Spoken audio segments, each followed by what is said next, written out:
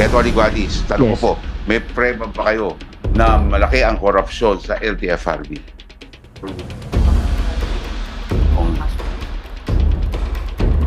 Wala, Your Honor. Opinion ko lamang po yun.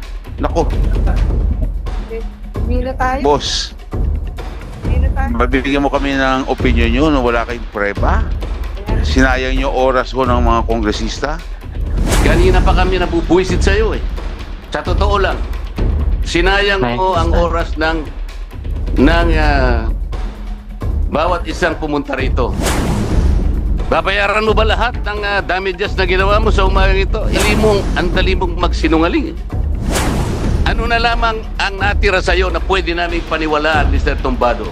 Hindi binibigyan ng halaga ng korte ang mga ganitong klaseng mga walang kakwenta-kwentang mga salaysay. Pagka-recantation. Alam mo kung bakit?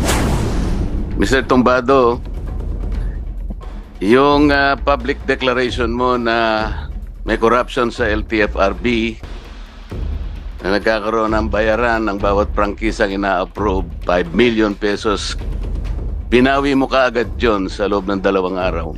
Maliwanag naman ito. Pagkatapos ng pagbawi mo na press conference, gumawa ka pa ng affidavit of recantation. Ito nga ang nandito sa aming harapan niyo. Sabi mo rito, after a careful reflection and deliberation, blah, blah, blah, ay binabawi mo ang pinagsasabi mo. Hindi ka ba tinakot para gumawa ka ng pagbawi? Hindi po, Honor. Your Honor. Ito yung mahirap sa ganitong klaseng pagdinig, Mr. Chair. Alam mo, papalit-palit ka ng sagot. Ngayon, kasasabi mo na naman, hindi ka tinakot. Pero dito sa sinumpang salaysay na binigay mo sa NBI, ang sabi mo, nababahala na po ako sa aking kaligtasan at ng aking pamilya. I-reconcile mo nga itong dalawang ito. Ayaw naming sayangin ang pagdinig na ito, Mr. Tombado. Kung ang sagot mo'y paganyan-ganyan lang, wala kaming panahon para sa'yo. Sabi mo hindi ka tinakot. Ngayon, kasasabi mo lang, sa NBI, sinabi mo nababahala ka na sa kaligtasan mo at sa iyong pamilya. Ano na naman ang totoo rito? Your Honor, kaya po ako nag-recant dahil po mismo si Chairman Guadis tumawag po sa akin. Teka muna, ito muna ang sabi mo hindi ka tinakot. Hindi po. Wala po. Ngayon nababahala ka sa kaligtasan mo at sa kaligtasan ng pamilya mo. Yes, Paano Your mo kayo mapapaniwala ngayon na nagsasabi ka na ng totoo? Kanina pa kami nabubuisit sa iyo eh. Sa totoo lang. Sinayang mo ang oras ng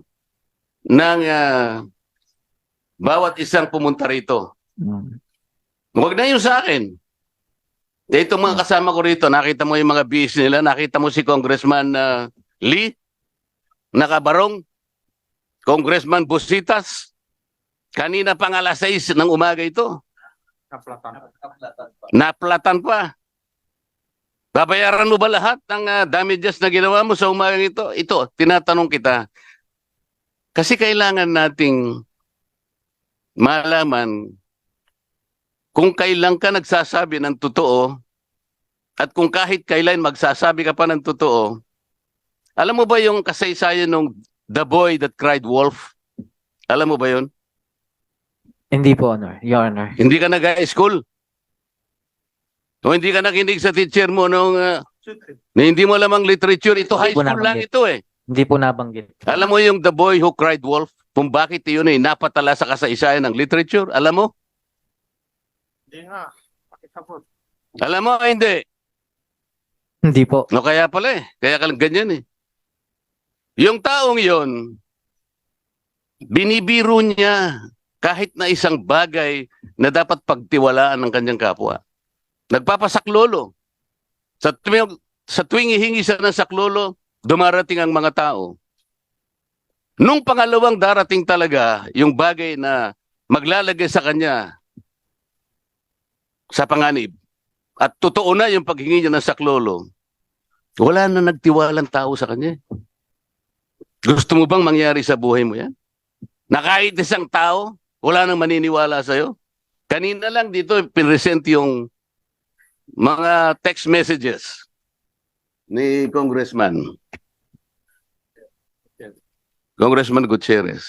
Gusto ko, Mr. Chair, bago ko makalimutan, let us do a forensic investigation on those text messages. Kasi doon, nakalatag, merong humihingi ng, may magbibigay ng 3,000 pesos per unit, 27 units ng Grab na ipapasok sa LTFRB. 810,000 pesos. Ngayon sinasabi mo, ano masasabi mo ron? Hindi totoo na naman yon. Sinabi mo, splice na, ang dali mong magsinungaling. Ito yung problema natin ngayon eh. Alam mo kung nasa korte ka, hindi ka paniniwalaan eh. Alam mo ba yung recantation maski sa korte? Ayan, may abogado ka. Hindi binibigyan ng halaga ng korte ang mga ganitong klasing, mga walang kakwenta-kwentang mga salaysay. Pagka-recantation. Alam mo kung bakit? Ang korte kasi naniniwala ng yung unang bugso ng damdamin mo na gumawa ka ng pahayag, yun ang mas pinaniniwala. Kamukha kanina, tinanong ka ni Congressman Acharon, ano itong mga immediate problems na sinasabi mo kahit na nag-recant ka, pero ito tinitindigan mo? Ayaw man lang sabihin. Meron ka bang listahan ng mga taong nagpunta sa'yo na nagkakaroon ng problema at sinisingil sila ng pera bago approve ng LTFRB? Yun ang pinagsisikip ng dibdib mo eh. Meron ka ba listahan ng mga taong yon na binigyan mo ng halaga, nagagalit ka dahil bawat approval ng prangkisa ay humihingi sila ng pera sa LTFRB? Nasaan ang mga pangalan ng mga tao na yon? Binigay mo ba sa komite? Hindi po, Your Honor. Kaya mo bang ibigay sa committee yung mga pangalan ng tao na araw-araw ay pumupunta sa'yo, pinagsisikip ng dibdib mo, nagagalit ka, kaya ka nga nagkaroon ng pagdideklara sa publiko? Yes, Your Honor. Ibibigay mo yung mga pangalan ng mga taong yon Yes, Your Honor. para sa ganun magkaroon ng hustisya kung Yes, totoo o Your hindi. Honor. Yes, Your Honor. Oh, paano ngayon kung sasabihin nila, hindi po totoo ang sinasabi ni Tumbado? Ano mangyayari sa buhay mo? Ito yung sabi mo, after careful deliberation. Ito, pakinggan mo. Sa aming pag-uusap, ibig mo sabihin kay Chairman Guadis,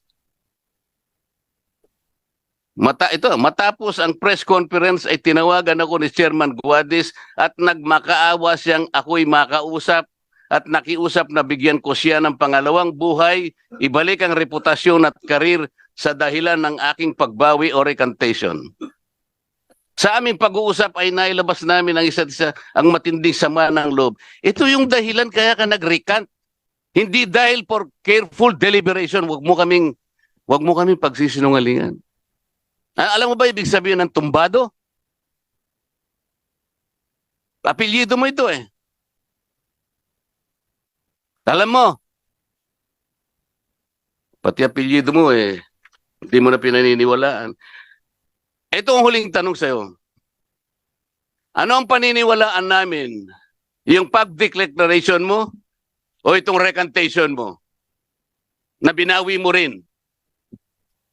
Ano na lamang ang natira sa'yo na pwede naming paniwalaan, Mr. Tumbado? Yung pong recantation ko, wala po akong direct knowledge na kasabwat si Chairman Guadis. Ang tinatanong ko sa'yo, Ang akin lang ano ang po, pagbabasihan namin para paniwalaan pa namin ang sinasabi mo ngayon tungkol dito sa recantation?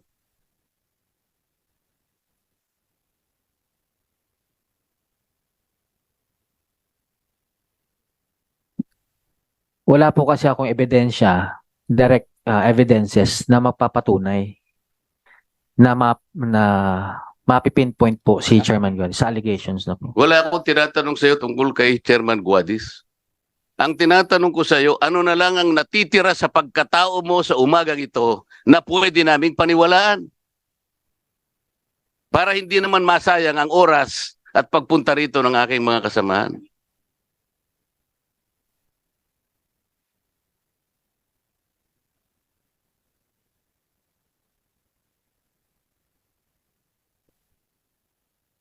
Ako po ay humihingi po ng panmanhin sa nangyaring sigalot po na ito.